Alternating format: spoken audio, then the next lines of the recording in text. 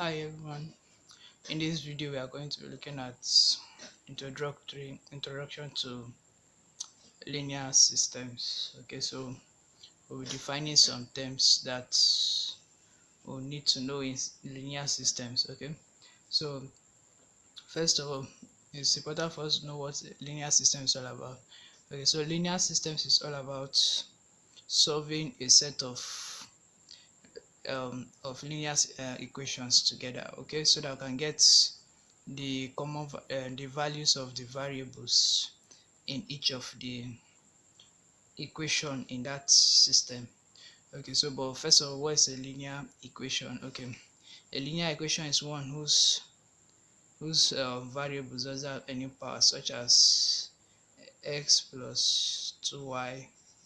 Okay, and then maybe x plus 3x1. Okay, so but if you have a with powers like x squared, x cube, and square roots, okay, all this doesn't constitute, if you have variables with power such as those, they don't constitute a linear equation. Okay, so it's a system of linear equations is a set of linear equations solved together. Okay, so now moving on, we have the differences between variables and solutions. Okay, so now if we have x1, x2, x3, xn to be our variables, that is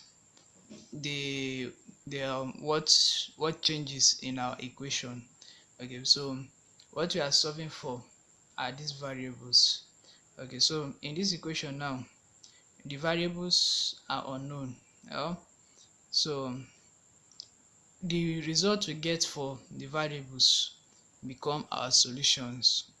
Okay, so hope we get it. These are our variables. So after we solve this equation, the result we get for each variable becomes our solution. Okay, and then it's important for us to know that our solutions always come in sets. Okay, so if we get x1 to be 2, then there's going to be a value for x2, for x3 connected to that x1 equal to 2. Okay, so if we get x1 now to become 3, then it's the same thing too. There'll be an x2 and x3, so it's always in set. Okay, so those are that is the difference between variables and solutions. Okay, so we'll move on. So what are the types of solutions? Okay, so knowing that solutions come in sets, we can have a equation that doesn't have any solution at all, and then we can have an equation that has a unique solution, that is just one. Okay, so maybe if we have this equation now, then the solution can be x1 equal to 2, x2 equal to 3, x3 equal to 4. Okay, so if we have only this now, it will become a solution set, and then only this solution will give us a unique solution. Okay, so if we now have multiple of this, you can have maybe, and then x1 now to be -2, x2 to be -2, x3 to be -1. Okay, and so on and so on. So if we have multiple sets, then it will give us an infinite solution. Okay, so those are the types of solution.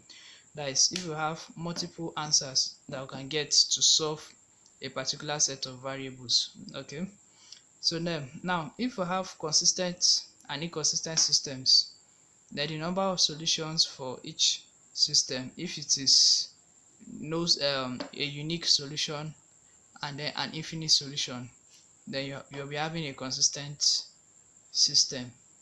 Then an inconsistent system is one that doesn't have any solution at all. Okay, now augmented matrix and coefficient matrix. Okay, so considering these solutions, this system, you will see we have four, okay, more than, and then we have others too. Okay, so all these are our solution. Okay, we say x1, x2, x3, and all x, they are our variables. These are the answers. That is, if we solve this equation, it will give us this. Okay, so these are the constants at the right hand side. Okay, so for each variable is going to have a coefficient. Okay, so our augmented matrix is a combination of our coefficients of each variable and then the right hand side. Okay, so if you notice, for our augmented matrix, we are not going to be carrying b to the other side, so we are not going to be having minus minus minus. We'll just have b1, b2, b3, bm. So we just write it down there. Okay, so that will give us our augmented matrix. So our augmented matrix is a combination of the coefficient matrix and then the right hand side constant. Okay, so this is our coefficient matrix, is what matrix of all the coefficients of each what variables. Okay, so it's important we note that. Okay, so the coefficient of each matrix plus the right hand side column set of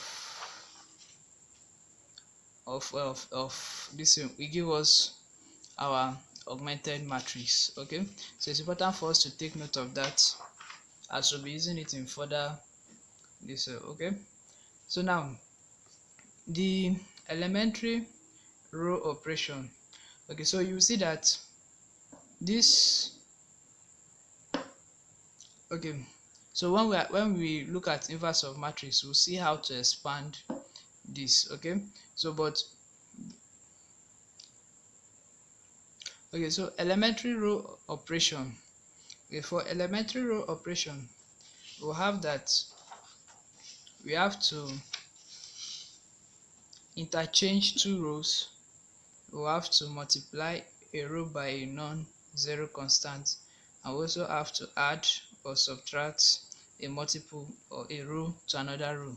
Okay, so the essence of elementary row operation is that as you are trying to solve for Gaussian elimination and Gaussian Jordan method, we'll be trying to achieve our row echelon form. Okay, so which we'll be looking at in a moment. Okay, so we're trying to achieve that. Okay, so but for us to achieve that, we'll need to carry out some addition and subtraction and then multiplication operations on the matrix. Okay, so that we can get an equivalent system which we'll be able to solve. Okay, so now for us to do that, we have to we can be faced with a situation where we have to interchange two rows. We can be faced with a situation where we have to multiply a row by a non-zero constant, or add a row or subtract a multiple of a row to another row. Okay, so all this is just for us to be able to achieve an equivalent system where we can substitute this whole system with that system and then be able to solve for our x1, x2, and x3. Okay, without any compromise. Okay, so but quick note, an equivalent system is one where, that is, if we have two systems. Okay, let's say we have system A, let this whole be system A, and then we have another system B. An equivalent system is that the variables of this, the solution of this, the solution set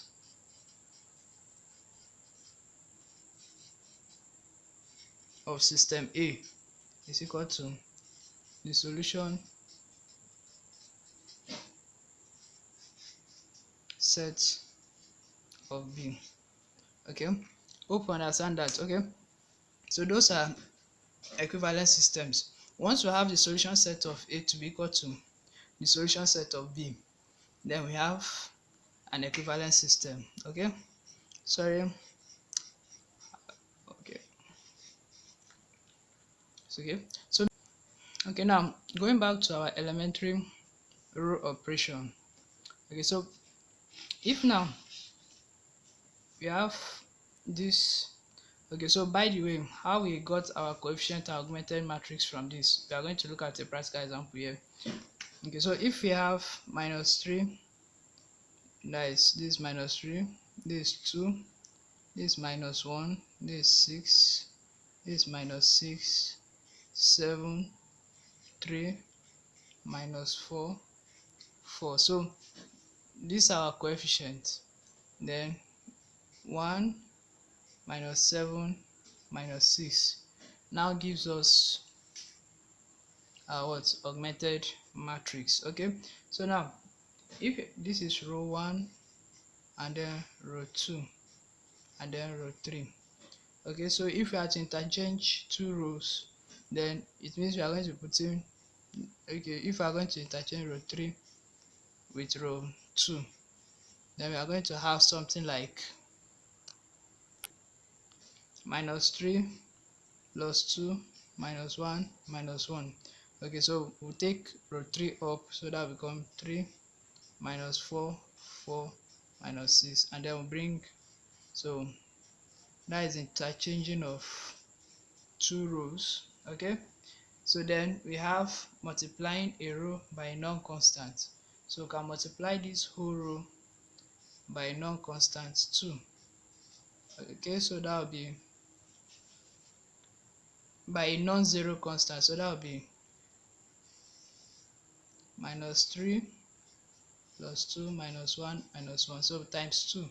So 2 times 3, that will be 6 minus 8, 8 minus 12, and then we have 6 minus 6, 7 minus 7. Okay, so now that's it for our this, and then we can now add two, we can add or subtract a multiple of a row to another row. Okay, so here we multiplied, here we had 2 times what, r2, so this became our r1, this became our r2, and this became our r3. Then we now add 2 times what, r2. Okay, so you see we can then add this whole row with another row to give us another row. Okay, so that's our what elementary row operation. That's what it's all about. Okay, so the next this we'll look at is our row echelon form. Okay, so now there are three properties of our row echelon form. Okay, so all rows consisting entirely of 0 occur at the bottom. Okay, so if this is our matrix, then this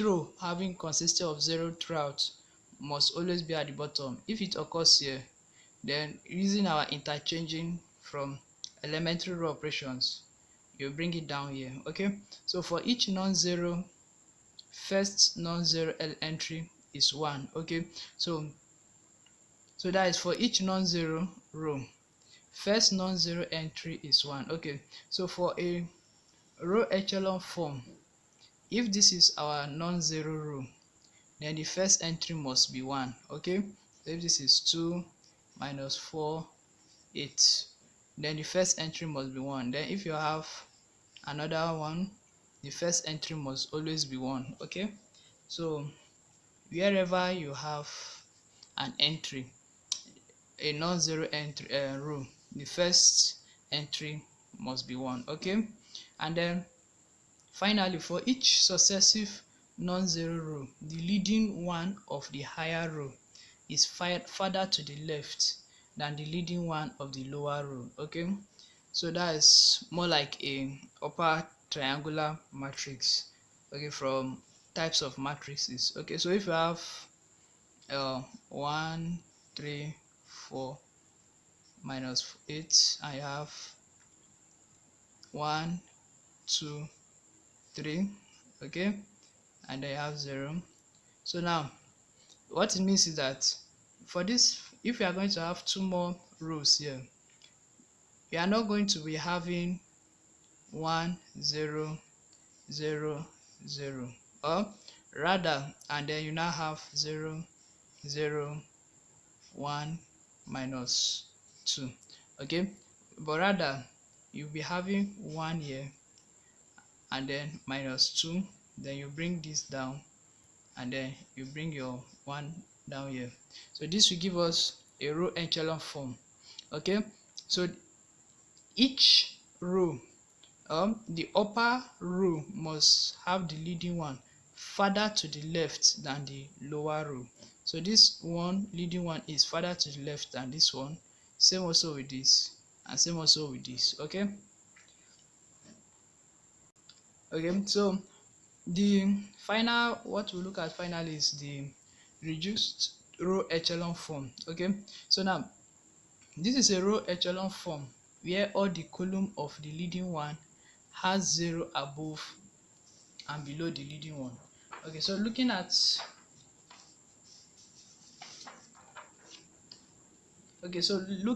looking at this echelon form now, or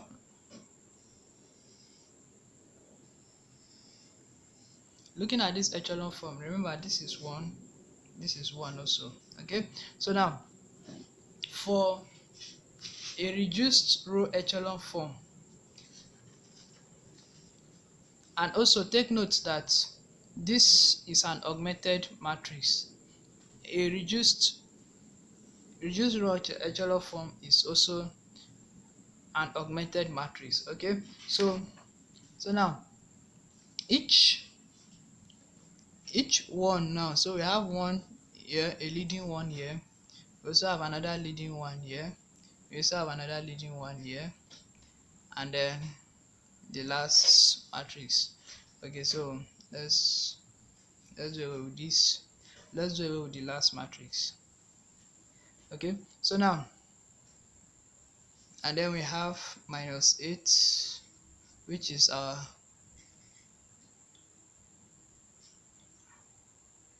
minus 2. Okay, so for each leading one, every other number in that column, entry in that column is a 0 above or below.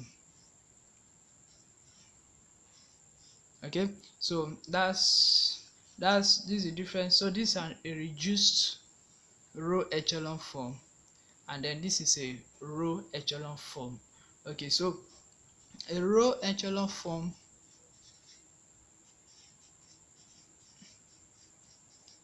has to do with Gaussian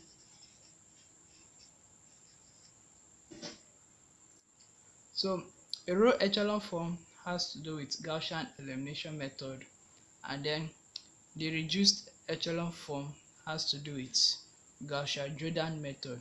Okay, and in this series we'll be looking at 5 methods. Okay, so thank you for watching. Okay, make sure you subscribe so that I can get updates and notifications on new videos, and then any topic you want me to do more videos on, please notify me.